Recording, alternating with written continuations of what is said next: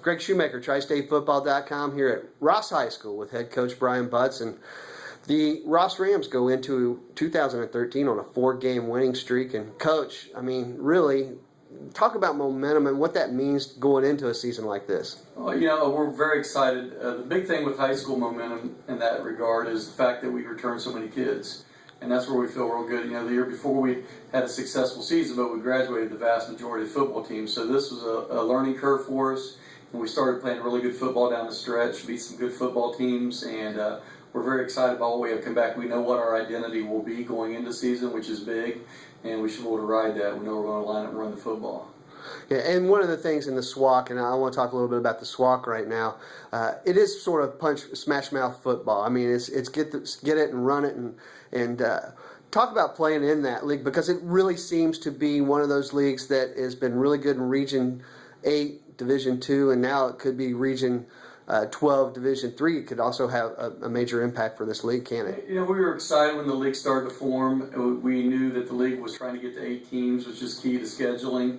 And I think that played out well. For us at Ross, it was nice to see Little Miami and Wilmington, because that was our old FABC rivals back from the 70s and 80s. And that was neat to have them back in. So the brand of football is very run dominated at this time. In the past, it's been a little bit spread dominated, a little more throw.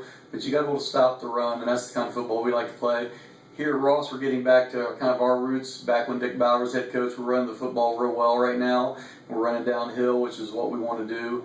We had to get out of that for a while because we didn't have the linemen that we currently have. So we're kind of getting back to what we want to do and the identity we want to be, which is grind you and keep your offense off the field, which helps our defense. Yeah, and we'll stay with your offense a little bit. You got a quarterback returning this year. Talk about him and some of your other skill position players. I mean, we've been talking an awful lot about the line, but there does seem to be some leadership and some experience coming back there. We have Blake Ballard's our starting quarterback, and we have a kid named Joe Warman, who's our backup quarterback. Joe's a little more of a thrower, and Blake brings a little more multifaceted. He can run a little better than Joe, and he throws the ball well. So, we're going to be more of a sprint out, quick passing game to complement our running game, more play action. We're going to get away from the cut pass, the vertical stuff down the middle, be more of a fade and the stretch the field, but we'll stretch it on our play action. And we're excited about that. We have a kid named Shane Nagley back at wide receiver, who started for us last year. Didn't have as many catches as I know he'd like, so we're looking forward to him having a breakout year. Has phenomenal hands, good foot speed. And then our tight end set, we'll be double tight a lot, and we'll rely on some big kids running down the field, and then hopefully get some mismatches that way out of the play action. Yeah, now going to the opposite side of the football, you're going to tell a lot about your defense because of your non-conference schedule. You've got Goshen, who you play a lot, runs a lot of the option, and then you've got Monroe with a new coach, and then, of course, Western Brown, who throws the ball a lot. Talk about your defense and how the first 3 weeks are really going to let you know what you got on that side of the ball. We're excited about the non-conference because we think it's a competitive schedule. And if we're fortunate enough to beat those 3 teams, they should give us a lot of playoff points from the different leagues that they play in. Starting with Goshen, we've played them for a long time. They're a wing T team. They run a little more midline out of the wing T than they have in previous years. Not sure this year if they're going to get back to more of the sweep and trap look. We'll have to wait and see at that time. But we're excited about that because our last 2 scrimmages are wing T teams in Glen Estee and Loveland. So we'll see that. We'll see Kings in a scrimmage, and they're going to throw the ball a bit and give us multi-formations. So that should help us a little bit. Western Browns, we've already seen a little bit of film on them from Huddle, where we've been able to see some of their kids' highlights, and we know they're 5 wide, different things. So we'll be anxious to scout them, get a lot of prep on that type of stuff in the 7-on-7s. And then Monroe, it's kind of not sure what they're going to run at this point because of a new head coach. But we think coming into those 3 games, we'll be well prepared with our scrimmage schedule. And then we think that scrimmage schedule plus that non-league will prepare us well for anything we might see during the season in the league.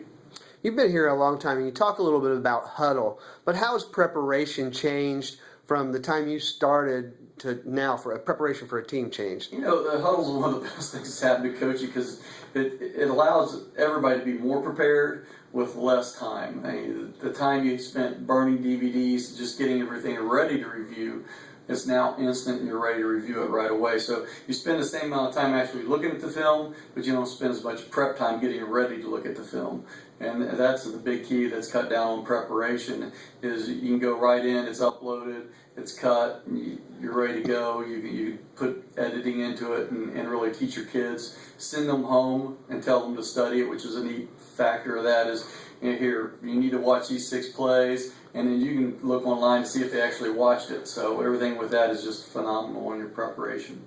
And do you think that's making your players better as far as technique and skills as well? Yeah, it does, but I think what it really does is it makes the game more interesting because the kids are better prepared. So you're getting kids that they see it, so you're getting a cleaner product, and it looks like a much more advanced product to the fans in the stands because they understand the concepts that are being thrown at them, and they're not making as many mental mistakes. And now it's becoming who has the better athletes and who's better prepared by watching that. Obviously, is going to help. But the kids that buy in really know what's going on. They come off the field. I knew they were going to do that. I knew that was happening. I saw, so their film prep is much better because it's easy for them. They can do it on their phone. They can do it whenever they have a chance to look at it. You can send them notes. Here's what I want you to see. Do you see that? So you can coach them around the clock without spending a lot of time.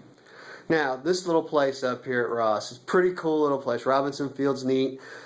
From the time you've gotten here, what are you most proud of as your program's progressed, and what would you still like to see happen with this program? Well, obviously, I'm proud of the academics the kids have. We've had a kid in the finals of That's My Boy, one of the most prestigious football awards every year, except for one that I've been the head coach. We've had a lot of kids that received academic All-Ohio and academic All-League, and we've been very competitive. We've only had one losing season. We've been in top 1 or 2 of the league every year, even though everybody seems to pick us near the bottom every year. We end up, because we have smart kids, we're able to compensate for some lack of speed and get back up to the top. What I'm probably most disappointed is we haven't won a playoff game yet. That's the big goal of this class, is to get there and do that. One last question. I'd be remiss. The locals would not let me leave if I didn't ask you. Baden, is the rivalry going to come back here in the future? Unfortunately, that's not my decision to make. As I stated a long time ago, when that was stopped, that rivalry stopped.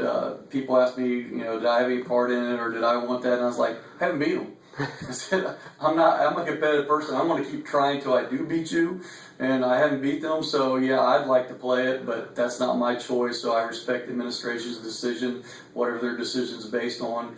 I really didn't get into that with them. I just, I gave them the fact that I want to continue to play. I wanted to have a shot to win that and be the first team at Ross to beat them, but it may or may not happen. I don't know. There you go. Brian Butts, the head coach of the Ross Rams. We'll be hearing a lot about this team in 2013.